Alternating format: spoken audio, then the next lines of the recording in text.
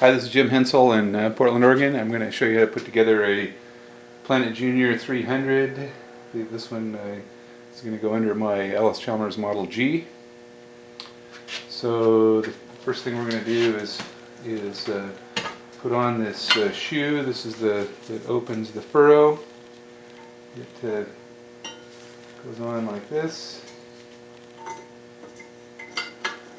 I'm just going to put it in the up position, putting grease on everything just to try to reduce the seizing up. It's taken me a few weeks here to get it all apart. There's a wing nut on the back side here and a stud that sticks out. On this side you can see here is a little notch, and there are notches in this shoe that lines up to hold it at the right height. So all this wing nut is doing is just holding it tight, the notch tight in. Next we're going to put this piece on. This covers up the furrow. It goes on like so. I'm going to put it on with a bolt rather than a pin. The original had a pin.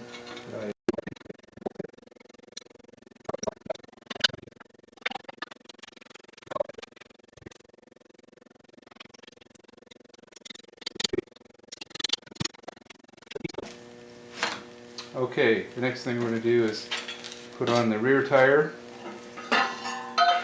This one happens to be a split rear tire. I'm not sure exactly why. When I got it, these two pieces had a wire through to hold them together. I'm going to put it back together.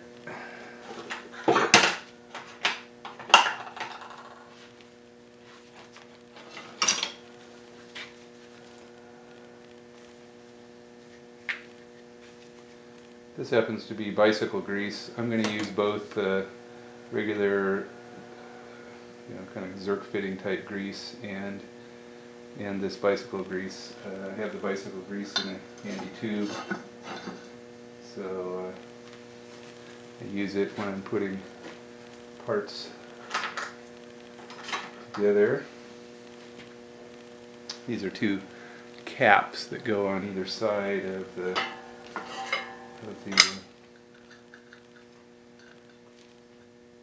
axle.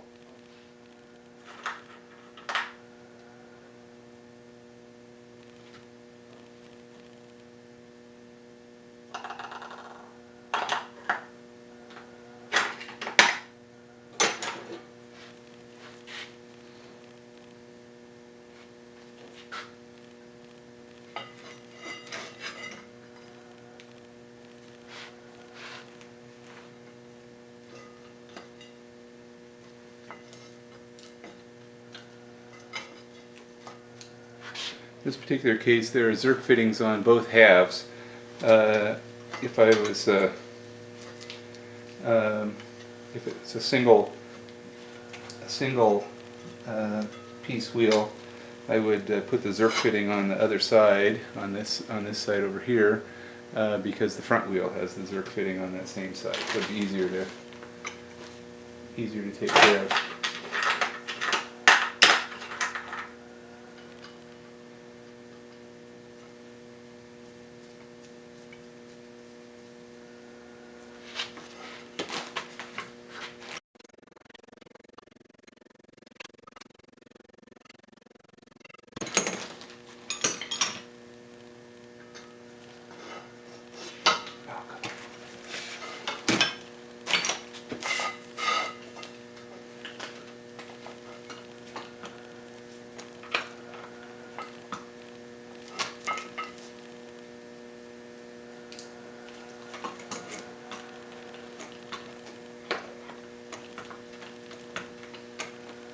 Just putting grease in these until they show, and you can see on this one now that there's grease.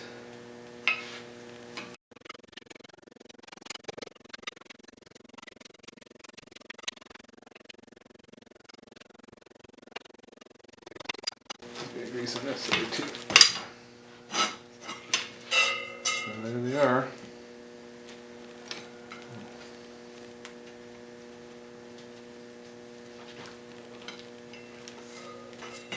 So there's the rear tire. Turn it around here so we can work on the front tire.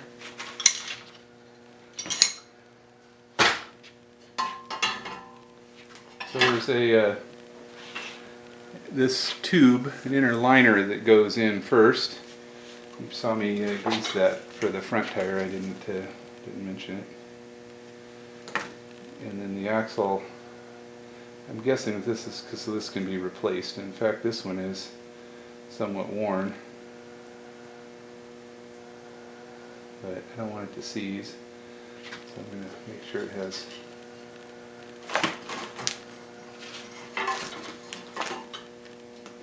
plenty of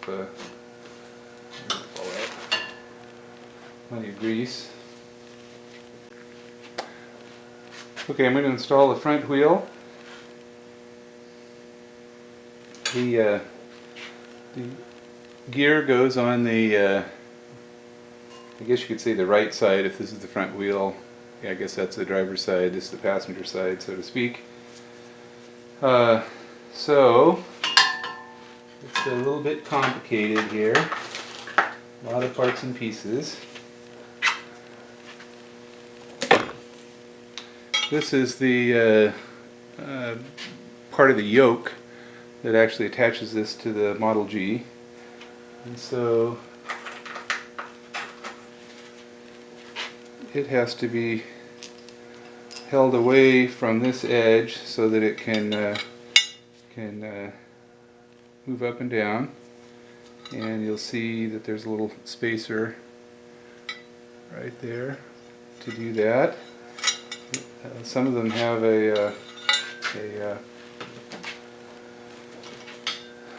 so I'm going to set that down where I can kind of get it lined up. So it goes on the outside and through the hole. And then this is the cover, and you can see that there are kind of dogs there that make us, not the lower channel but the upper channel, make a way to hold it in a certain position along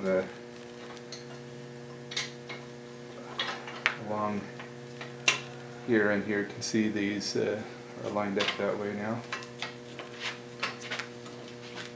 And I have to get the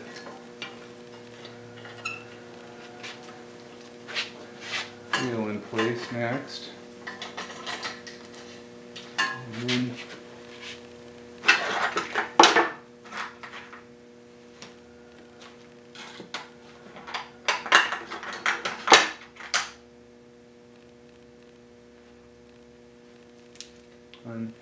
on the driver's side, so to speak, there's this little cap that goes over the axle before it, but on the inside of the frame. Get that on next.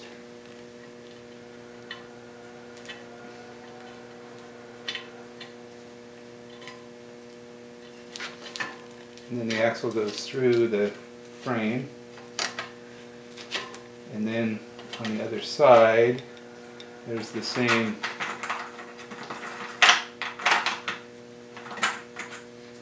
setup, that there's a spacer and a washer on the outside to hold the yoke piece away so that it'll all work together.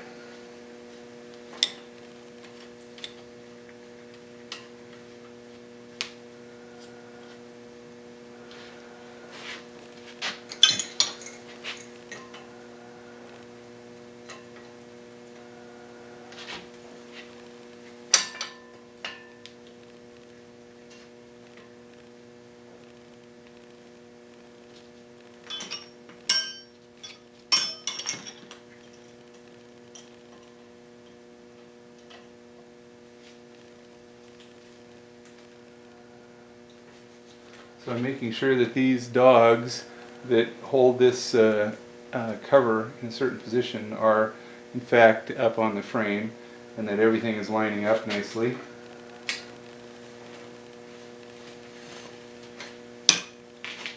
With any luck, okay, the wheel turns, but this thing doesn't turn. I'm gonna have to loosen this up a little bit. Maybe put an extra. I think there was an extra nut on the outside. Yeah.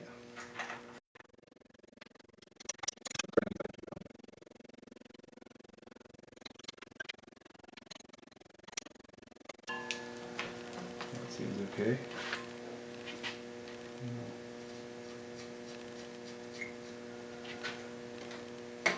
There are two nuts over here,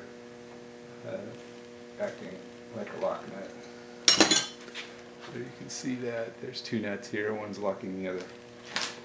So that's the rear wheel, other than getting some grease.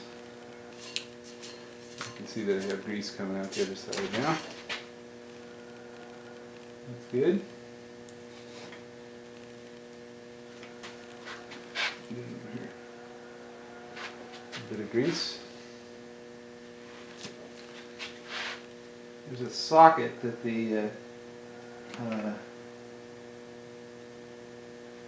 drive shaft is going to go into, and I just put a little grease on it. It's this little hole. So the other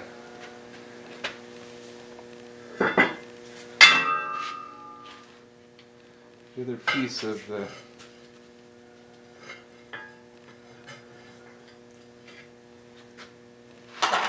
this is here.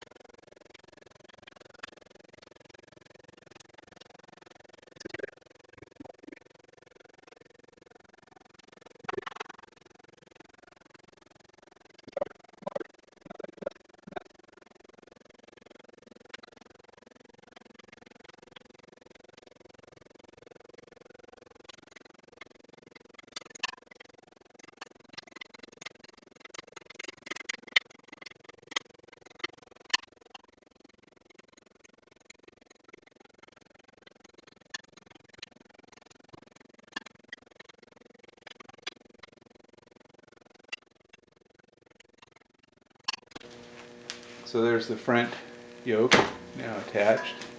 The attaches at the rear with this spring. I'm going to turn it around. Okay, come on.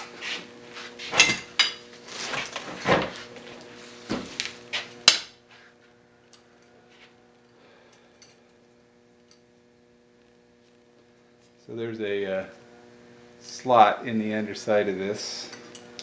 This little L-shaped hook goes up and forward.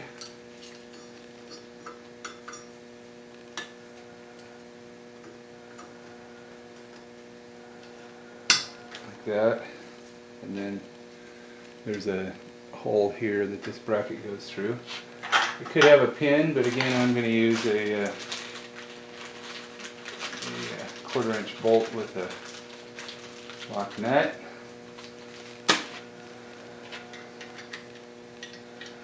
Pins and cotter pins, probably state of the art in the era.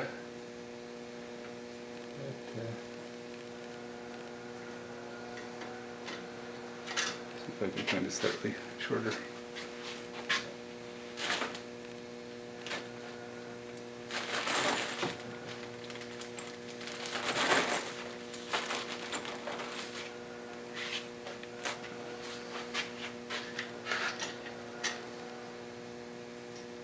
I don't see any reason not to use a lock nut today.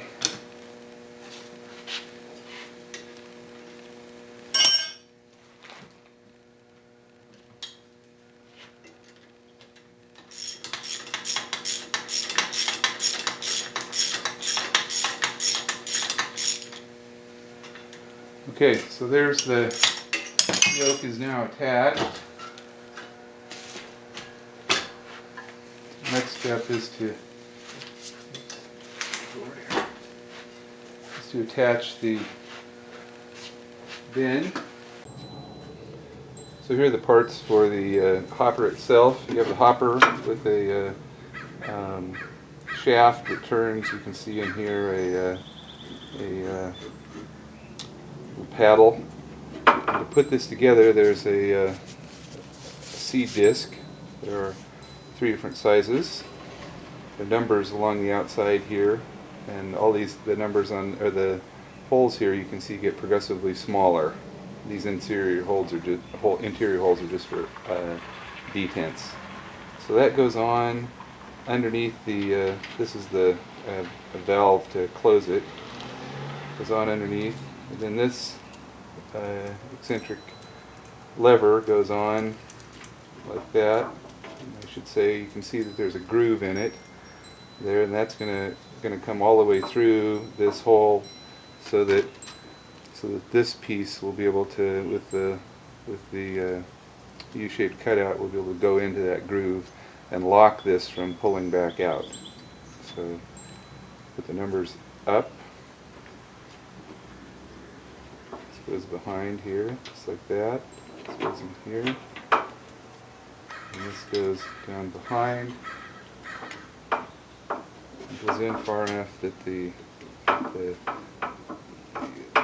shaft can go through here and detent this in a certain position. This lever starts out in that position, so that you can see here that this is there's a lot of distance here, whereas it turns around here you can see that it makes it shorter, and that's what's going to grab onto the and hold it in position on the Planet Junior itself. Just while we're here, there's one other element that's back here. This is a lever to open and close. You can see that that's the hole the seed comes out of. That this closes that and opens it, so you're not spilling seed when you don't want it to.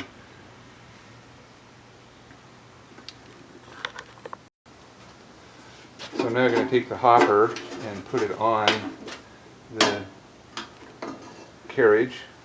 The end of the shaft here has a piece sticking out, and then the gear, and that goes up into a hole that's in the axle, next to the axle, and the gear meshes with the gear that's on the axle.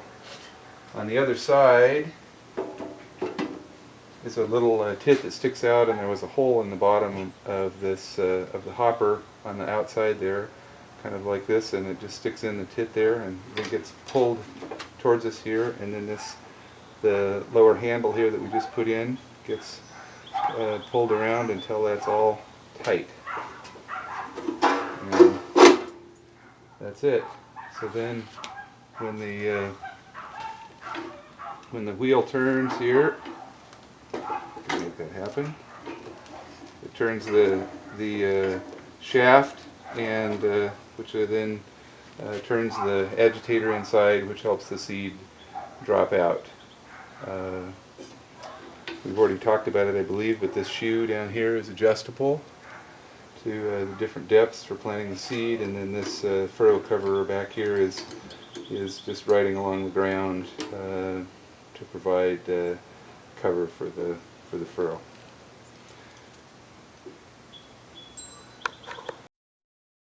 To finish the build off here, I need to, I don't have it yet, I need to buy a spring that will go from this hole right here on this lever down to the here, and that will pull be spring loaded to pull the lever in this position, which opens the flap to let seed out. And the idea is that and then there'll be a chain from this hole up to here, and that chain will be slack when the whole carriage is on the ground, which would allow this spring to pull the lever open. But when when the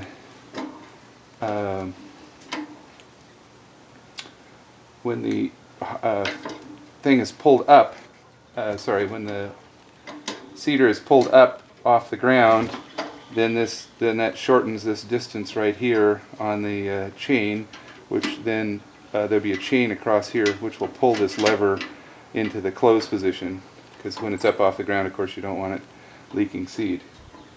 So that's it. Enjoy. Jim Hensel, Portland, Oregon.